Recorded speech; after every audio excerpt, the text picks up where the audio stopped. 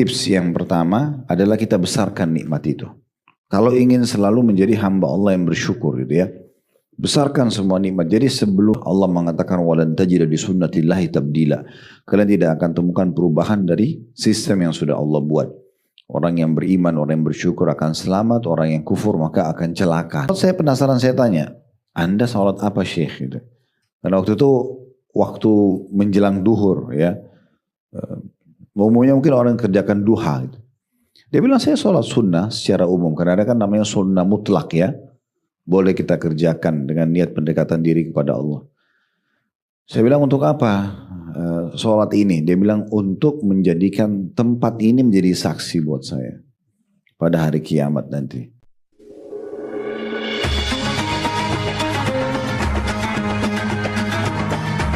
Yang subscribe, semoga hidup kaya raya, mati masuk surga.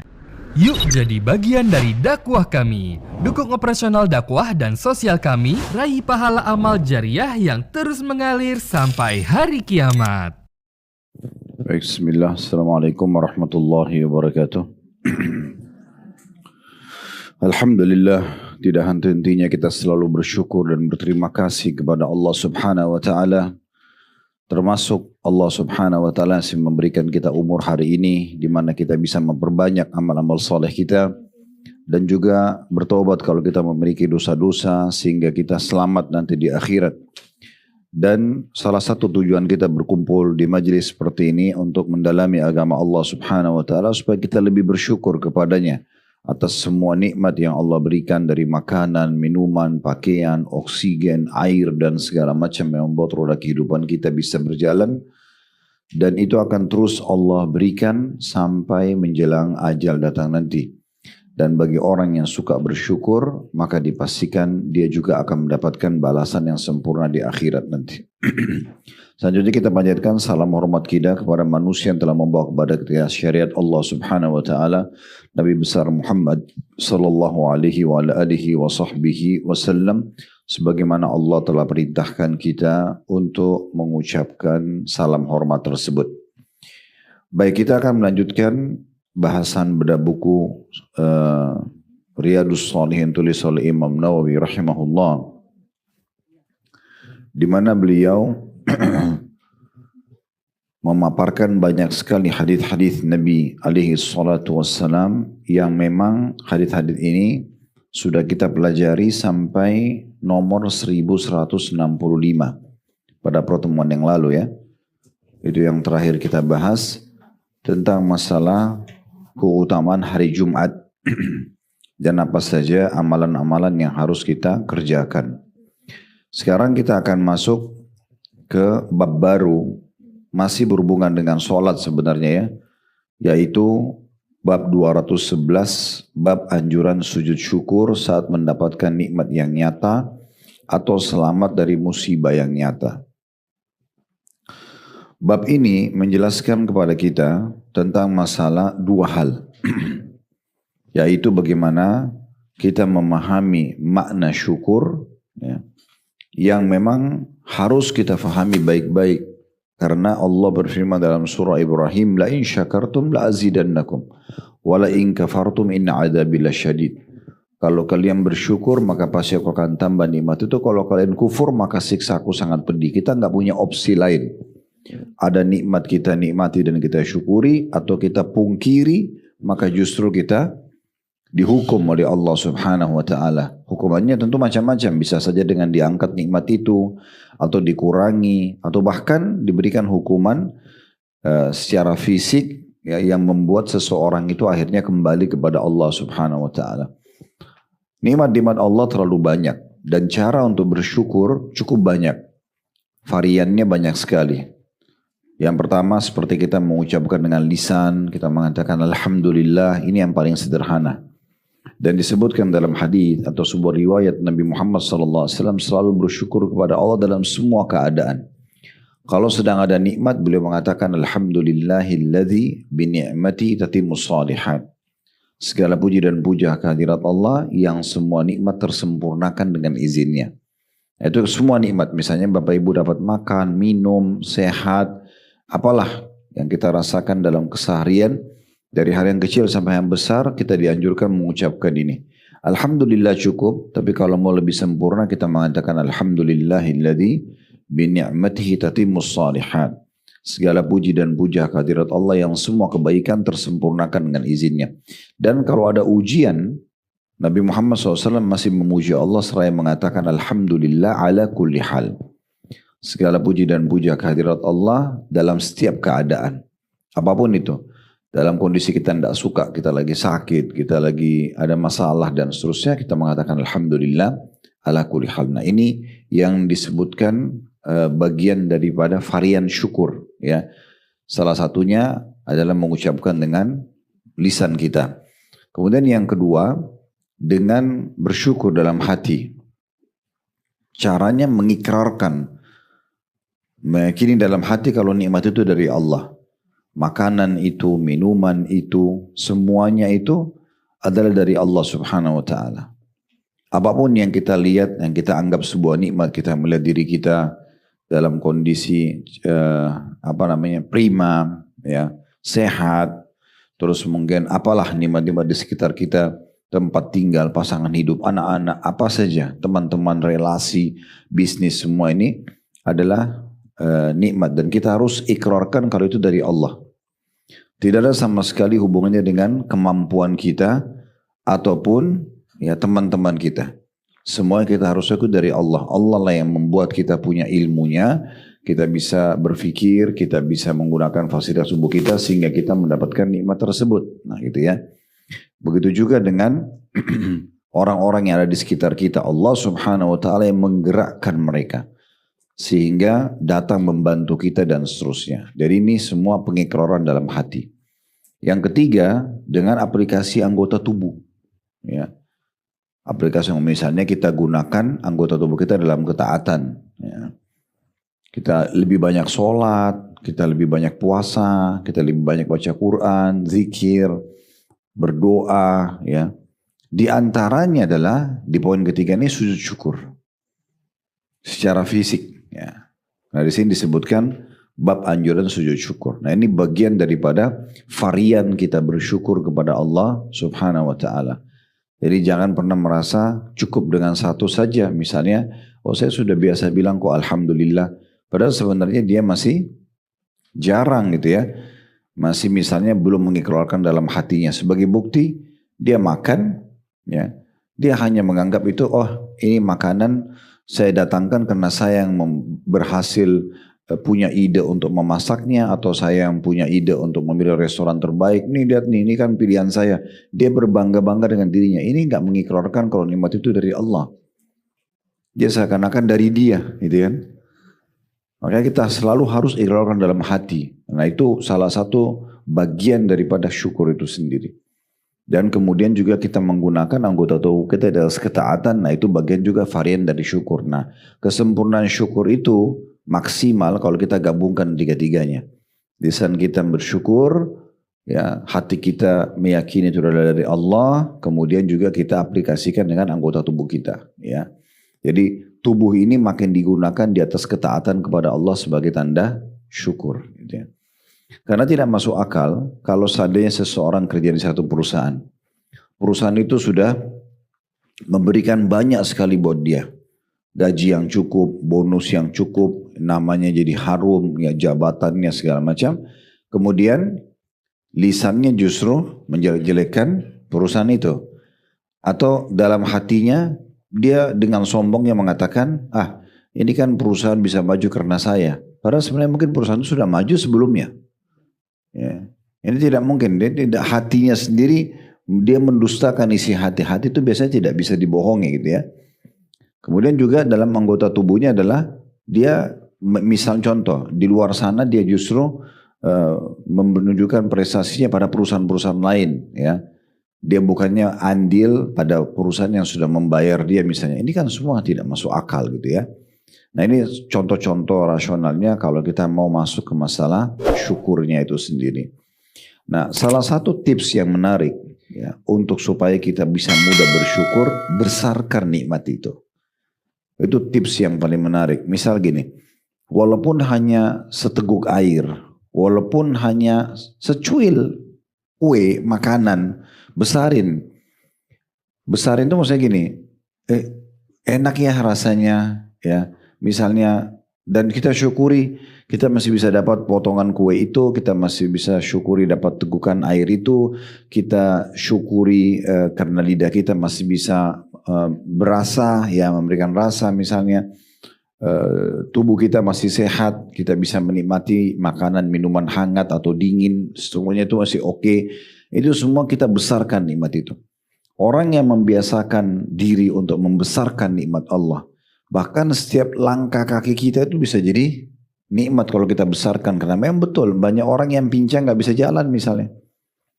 Ada orang yang matanya rabun gak bisa melihat, kita masih bisa melihat.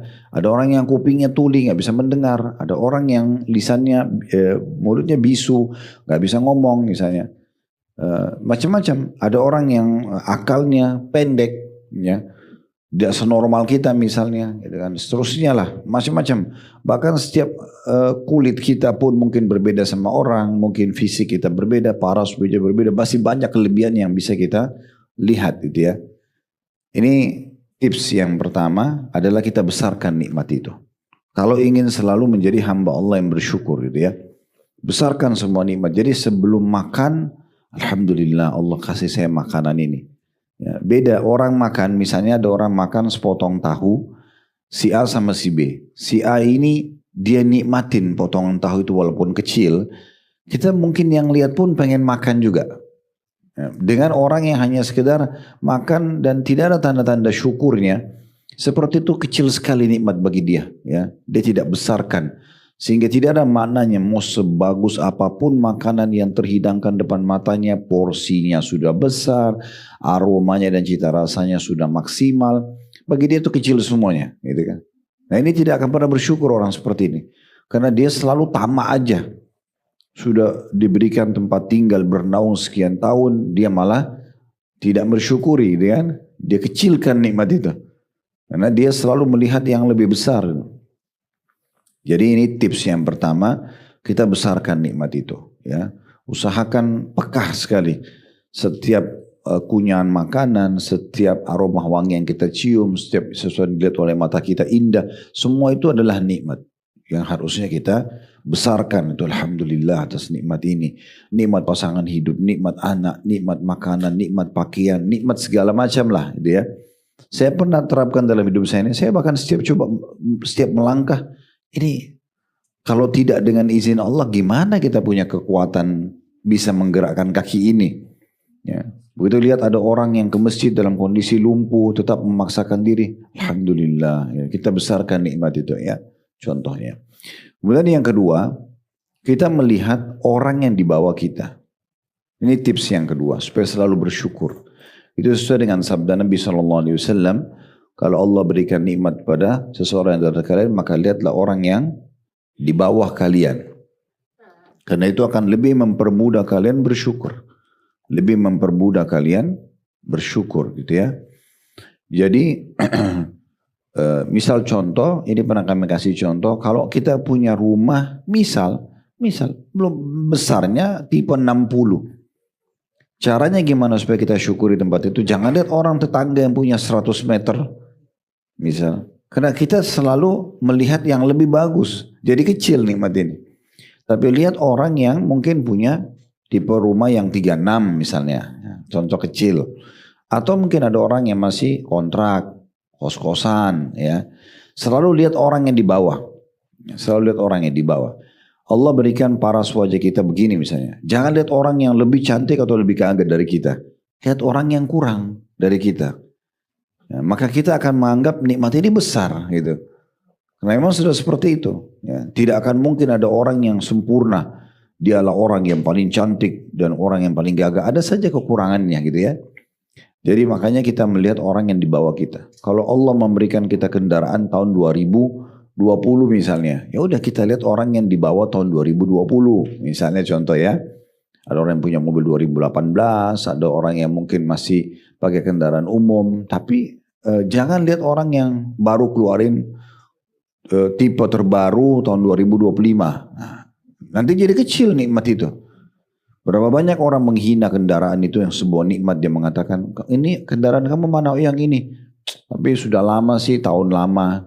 Padahal dia lupa sekian tahun mobil itu sudah Allah mudahkan untuk menaungi dia dari panasnya matahari, dari hujan, kemudian juga berapa banyak program dan rencana dia yang selesai dengan kendaraan itu misalnya. Contohnya gitu ya.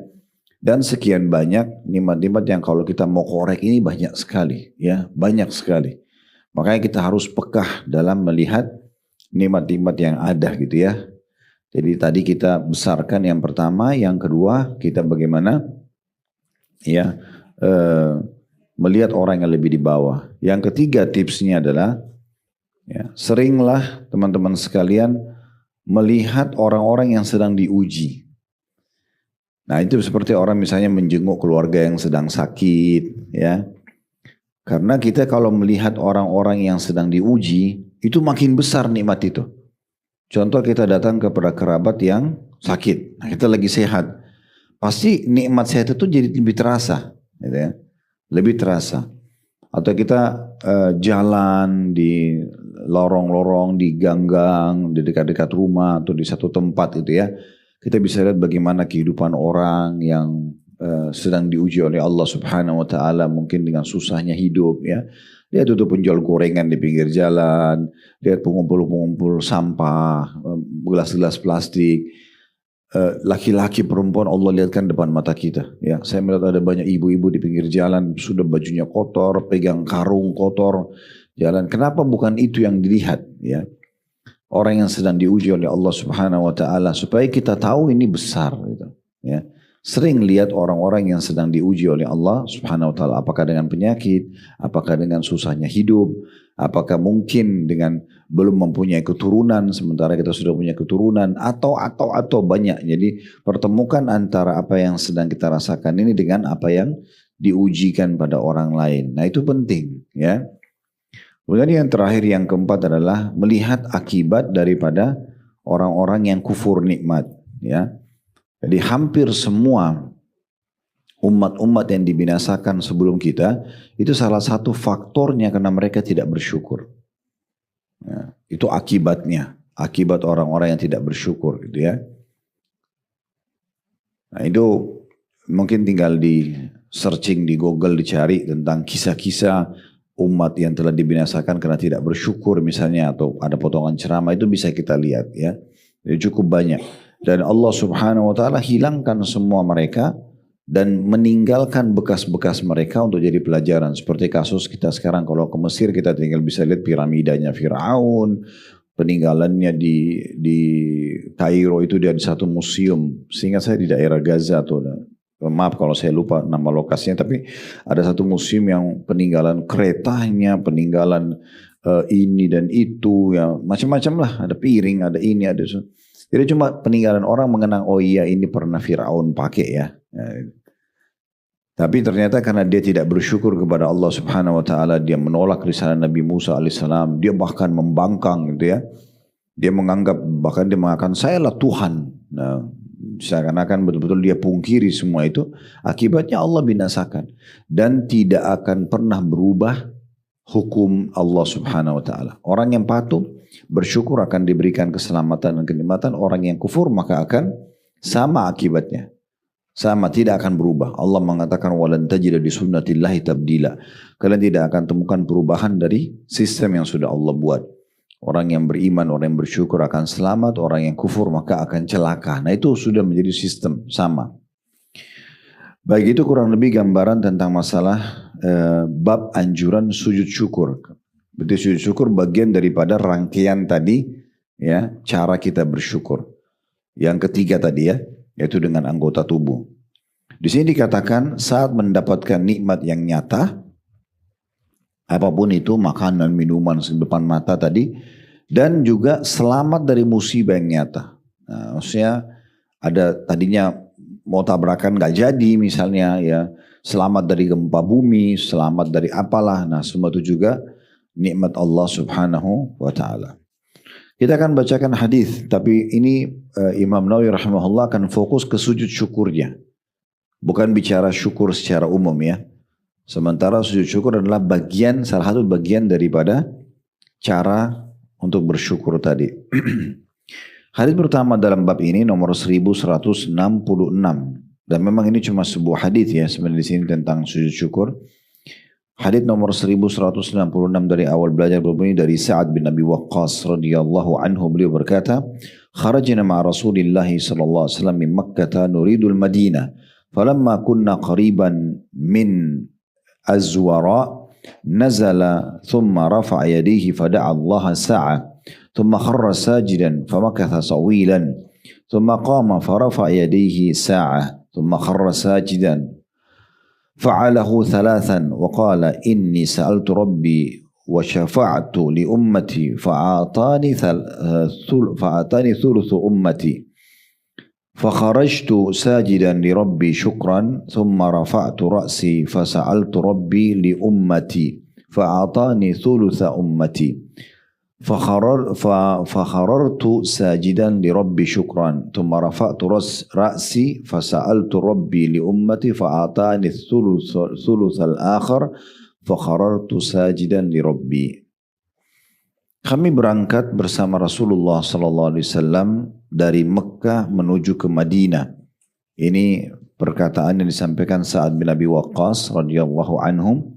Saat kami tiba di sebuah wilayah yang bernama Azwara. Itu adalah penjelasan di bawah tentunya tentang masalah Azwara adalah sebuah tempat dekat dengan Mekah. Beliau mampir atau singgah, kemudian beliau sallallahu alaihi wasallam mengangkat kedua tangan beliau berdoa kepada Allah sesaat. Kemudian beliau bersujud dalam waktu yang lama.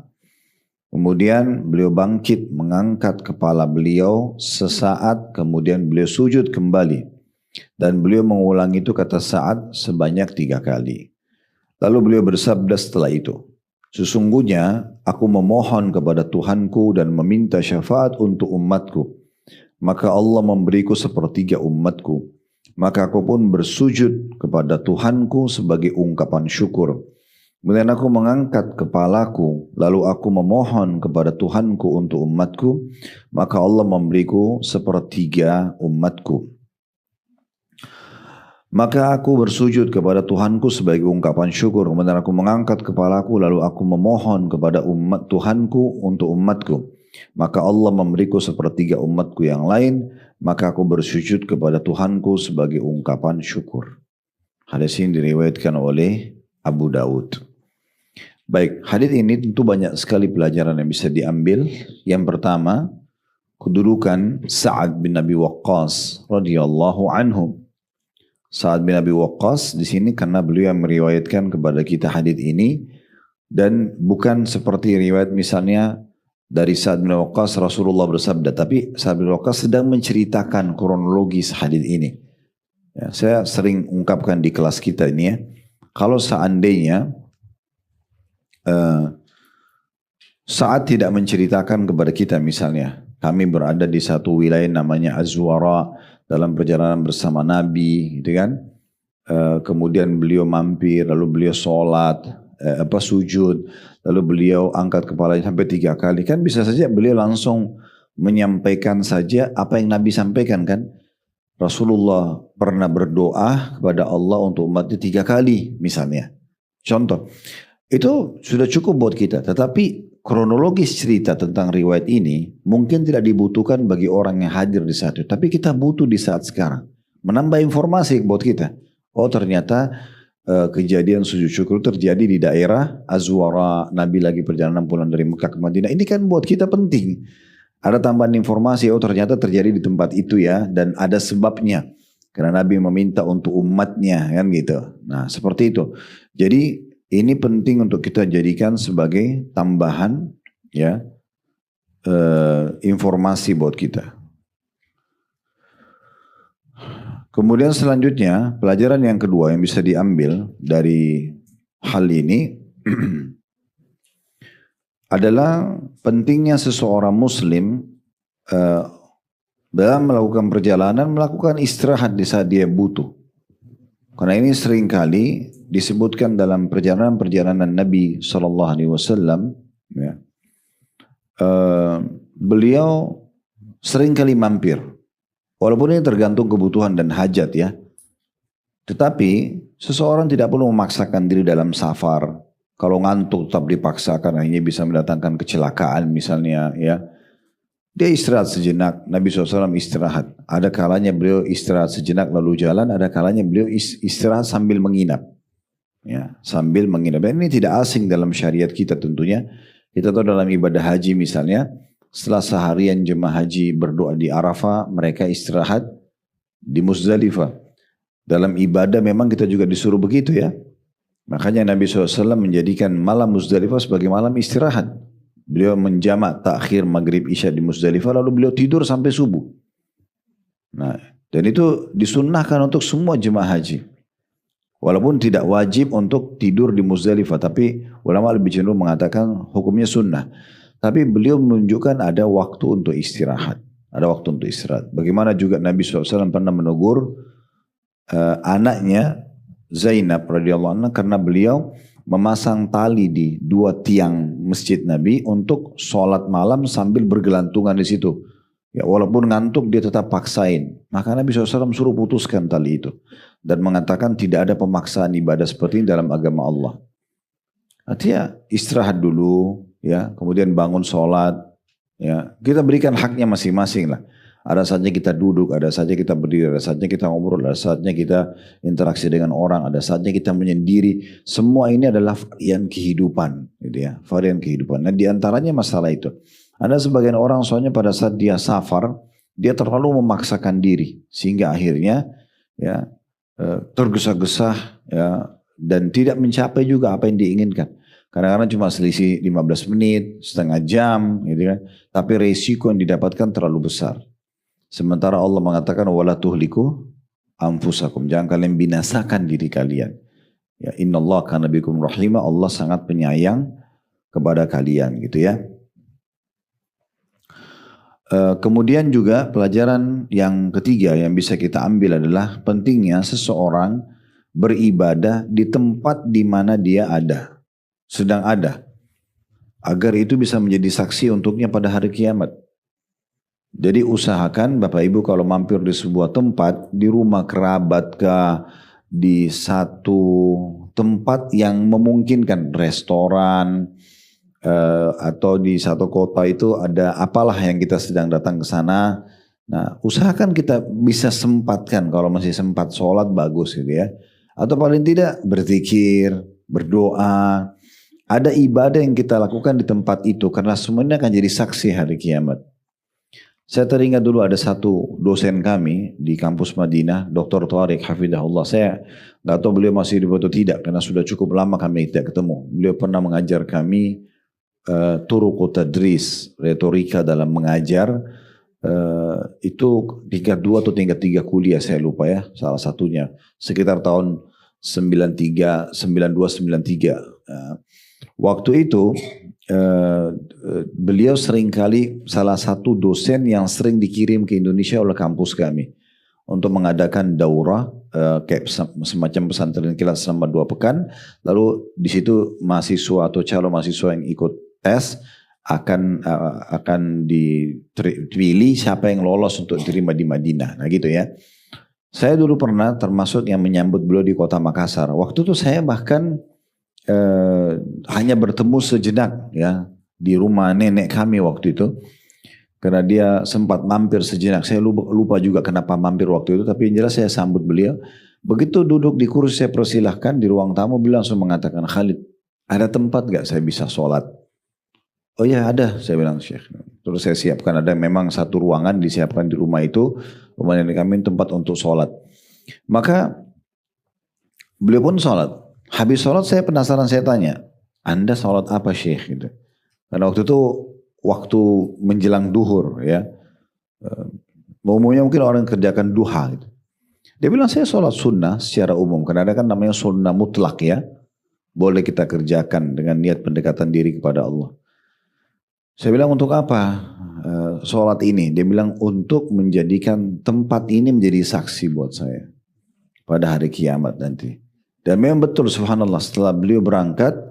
Rumah itu kena rumah warisan, nenek kami meninggal terus dijual, dibagi. Dan akhirnya sudah menjadi showroom motor atau oleh pembelian barunya. Dan dibongkar semua bangunan itu. Artinya kayu tadi atau keramik yang tadi dipakai sholat sudah tidak ada lagi. Untuk kembali lagi sholat di situ belum tentu ada gitu ya. Belum ada kesempatannya. Karena itu ini kesempatan emas kita. Kalau ada kesempatan datang mampir sholat dulu 2 rakaat, gak ada masalah. Di rumah kerabat pamit. Walaupun bukan waktunya sholat wajib ya.